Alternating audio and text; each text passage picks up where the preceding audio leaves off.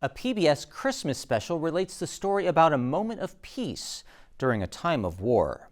The Great War, World War I in 1914 is when the story takes place. The program All Is Calm, the Christmas Truce of 1914, tells a story of enemies facing each other.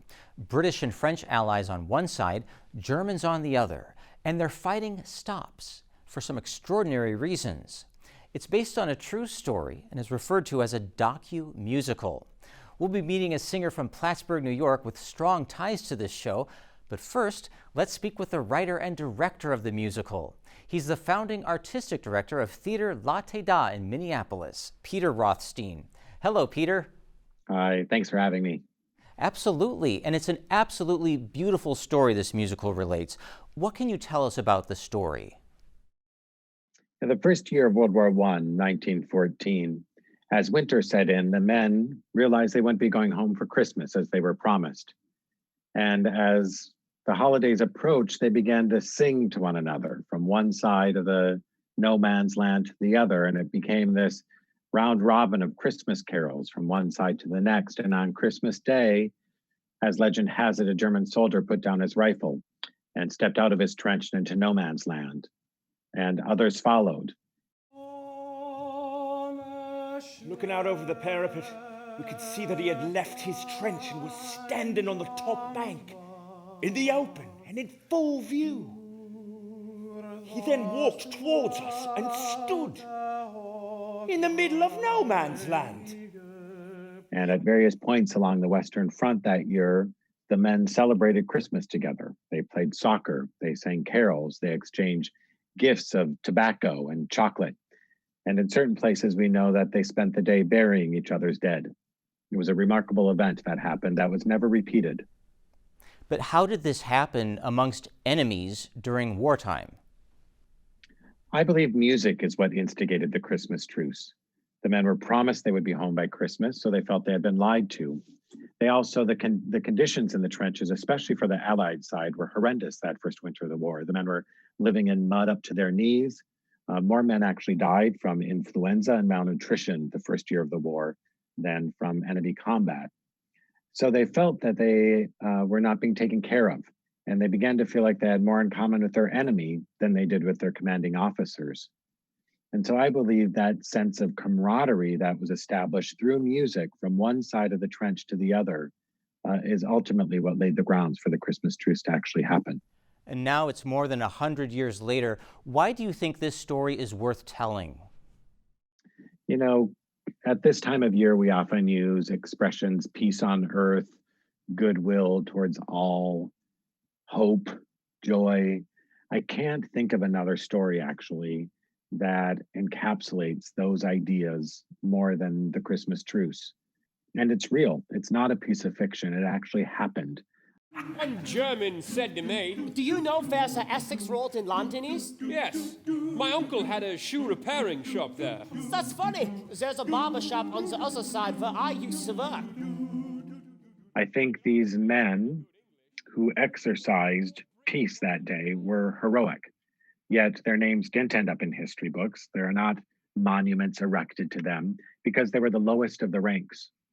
But that day, it took a lot more courage to exercise peace than to exercise war. And I want their names to be said out loud. I want them to have their rightful place in history. I found the humanity in the story so powerful, how we all have things in common as human beings, and those commonalities come to the surface even when facing an enemy during a war. What does this story say about humanity to you? Each year when we're rehearsing this piece, we come to the moment where we begin the truce. And the legend, although there's documentation, is that the truce began with a German soldier putting down his rifle and emerging from the trenches and stepping into no man's land with his hands in the air singing Silent Night or Stille Nacht. And I tried to make the cast just stop for a minute and think about the courage of that moment. He was trusting that his enemy was not going to fire. There had been resentment. For all we know, he may have lost a brother, a friend, a father to that enemy. But he's trusting that that enemy is going to choose peace in that moment. And not only trusting that one enemy, but the hundreds of men along that front line, he's trusting that not one of them is going to fire. Silent night, silent night, silent, holy night, holy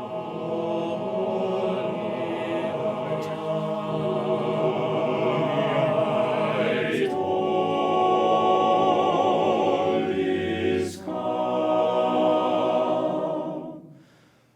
I can't imagine the courage and the trust in order to do that. And I think here we are where our country is incredibly divided right now. We are so divisive.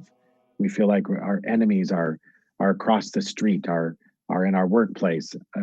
I can't imagine that we can't somehow see beyond our divisiveness.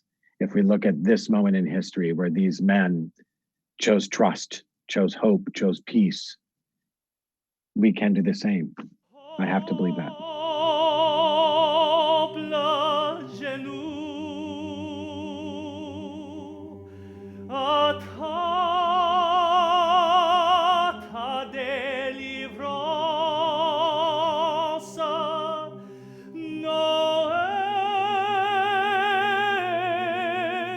A resident of Plattsburgh, New York, performed in the show All Is Calm in its very earliest stages. With the men's vocal ensemble Cantus, Tom McNichols performed in the Minnesota Public Radio premiere broadcast of the show, when it was a radio drama in 2007. In 2008, he sang on the original cast recording of the show. He performed in the national tour of the show as a stage musical in 2017, and in 2018, he appeared in the off-Broadway version that won a Drama Desk Award for unique theatrical experience. Thanks for joining us, Tom. Pleasure to be here. Thanks for having me. Music can do so much. What do you think, Tom, this story tells us about the power of music? I mean, the beautiful part here is that it transcended the languages. There are reports that one of the truces started because someone sang Stille Nacht, which is silent night. And then the French soldiers also joined in, and they knew all of these songs together, even though they were in their own language, just a few hundred miles apart. Well, Tom, how do you relate to the story and the message of the show? Well, I was not fighting in trenches at 18 and 19 years old. I can't imagine what that was actually like. But we've done a lot of study over the years on these various soldiers, really gotten it into in depth of what this was like.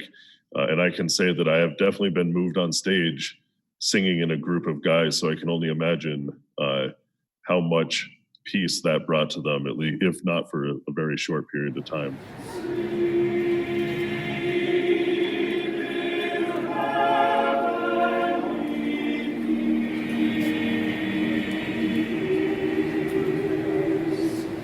And I see you spent some time in Grand Central Station. What's the story behind this video you're sharing with us? That was actually just for fun. When I first moved to New York for a couple of years, I actually did a lot of busking in the subway, which is exactly what that is, those performances underground. So this was the 2018 off-Broadway cast. One of the days between performances, I had convinced everyone to join me, so we all hopped on the subway. We went uptown to Grand Central. We found one of the domed areas right off of the main terminal, and we went at singing the title piece to the show, the Silent Night arrangement by Eric Light.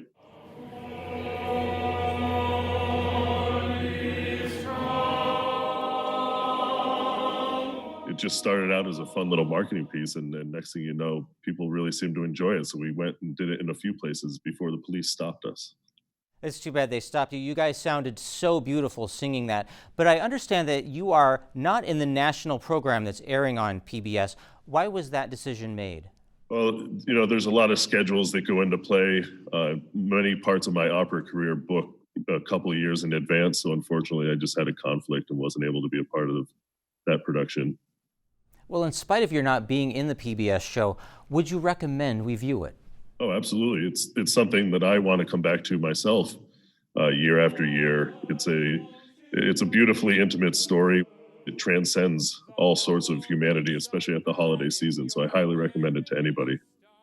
Well, I'm looking forward to seeing the whole show, and I want to thank you, Tom and Peter, for helping us make some new holiday memories with this special story. Thank you so much. Very good. Thanks for having me. I hope you enjoy the show.